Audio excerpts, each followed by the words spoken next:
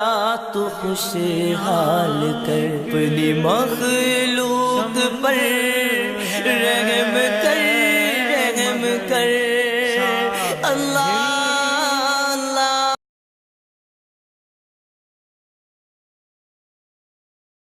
بسم اللہ الرحمن الرحیم۔ السلام علیکم دوستو، آج میرا چیلنج ہے ان لوگوں کے لیے جو ہر بات پہ کہتے ہیں کہ بخاری میں دکھا دو، بخاری میں دکھا دو۔ وہ دکھا دیں بخاری میں کہ آپ صلی اللہ تعالی علیہ وآلہ وسلم کی وفات 12 ربیع الاول کو ہوئی، یا میں آپ کو دکھاؤں کہ آپ صلی اللہ تعالی علیہ وآلہ وسلم کی وفات 12 ربیع الاول کو نہیں ہوئی۔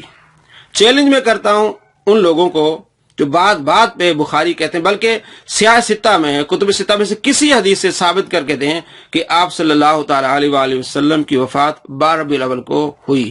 ہرگز ثابت نہیں کر سکتے، یہ میرا چیلنج ہے ان کے لیے، اور میں ثابت کر کے دے رہا ہوں، اور مجھے اس کا جواب چاہیے جو کہتے ہیں کہ آپ صلی اللہ تعالی علیہ وآلہ وسلم کی وفات 12 ربیع الاول کو ہوئی۔ حدیثوں سے ثابت کر کے دیں، کسی امام کا قول نقل نہ کریں۔ کیوں کہ یہی کہتے ہیں کہ ہم مقلد نہیں ہیں، تو جب آپ مقلد نہیں ہیں تو آپ کو یہ حق نہیں بنتا کہ کسی مقلد امام کا حوالہ دیں۔ ہمیں بخاری سے دکھائیں کہ آپ صلی اللہ تعالی علیہ وآلہ وسلم 12 ربیع الاول کو ان کی وفات ہوئی، نہیں تو ہم دکھاتے ہیں آپ کو، آپ مانیں اور یہ پروپیگنڈا چھوڑ دیں۔ بخاری شریف میں حدیث ہے، حدیث نمبر ہے 45۔ آپ صلی اللہ تعالی علیہ وآلہ وسلم عرفات میں جب موجود تھے، حجۃ الوداع کے موقع پر، عرفات کا دن جو تھا وہ جمعے کا دن تھا، یوم عرفہ جمعے کا دن تھا، یہ کنفرم ہے، بخاری شریف حدیث نمبر 45۔ اور آپ صلی اللہ تعالی علیہ وآلہ وسلم ذی الحج محرم سفر کے بعد ربیع الاول میں 2 مہینے بیچ میں چھوڑ کے ربیع الاول میں آپ صلی اللہ تعالی علیہ وآلہ وسلم اس دنیا سے تشریف لے جاتے ہیں۔ تو آپ حساب لگائیں کہ آپ صلی اللہ تعالی علیہ وآلہ وسلم جب فوت ہوئے تو کتنے دن بیچ میں رہتے ہیں، اور یہ بھی کنفرم ہے بخاری سے 6080 نمبر حدیث سے کہ آپ صلی اللہ تعالی علیہ وآلہ وسلم پیر کے دن وفات پائی۔ آپ نے یوم عرفہ جمعے کا دن تھا اور آپ صلی اللہ تعالی علیہ وآلہ وسلم نے پیر کے دن وفات پائی۔ تو ان 2 مہینوں میں حساب لگا کے بتائیں، کسی حساب سے بھی 12 ربیع الاول آپ صلی اللہ تعالی علیہ وآلہ وسلم جو وفات نہیں بنتی۔ میں آپ کو چیلنج کرتا ہوں اور تھوڑی تفصیل میں اپنے ناظرین سے شیئر کرتا ہوں کہ آپ صلی اللہ تعالی علیہ وآلہ وسلم کی جو وفات ہوئی پیر کے دن ہوئی ہے، بخاری شریف 680 نمبر حدیث۔ اور یوم عرفہ جو تھا حجۃ الوداع جمعے کے دن تھا، اور یہ بخاری میں حدیث ہے 45۔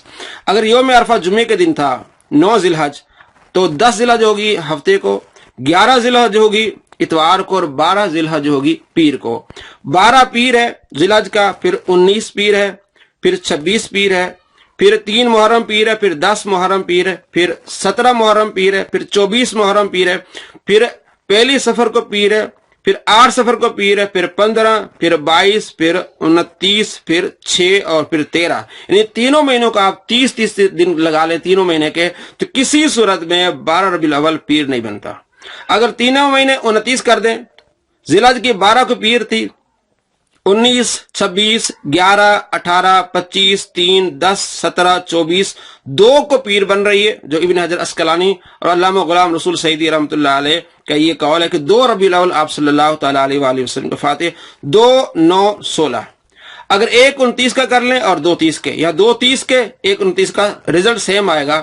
ذی الحج 12 کو پیر ہے، پھر 19 کو، پھر 26 کو، پھر آپ اس کو 29 کا کر دیں، پھر 4 کو جو ہے پیر ہے محرم، پھر 11، پھر 18، پھر 25، اور اس کو آپ 30 کا کر دیں محرم کو، تو 2 سفر اور 9، پھر 16، پھر 23۔ اگر سفر کو بھی آپ 30 کر دیں، پھر 30 کو پیر آئے گا، پھر 7 ربیع الاول آئے گا پیر کے دن، پھر 14 آ رہی ہے، تو 1 29 کا کر دیں، 2 30 کو، کسی لحاظ سے بھی پیر کا دن جو ہے وہ 12 ربیع الاول کو نہیں بنتا۔